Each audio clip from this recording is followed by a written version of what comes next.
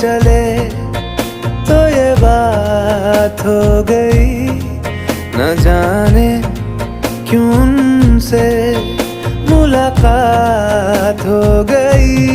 नजरें ऐसे वो टकरा गई कि हमें आशिकी आ गई, आ गई।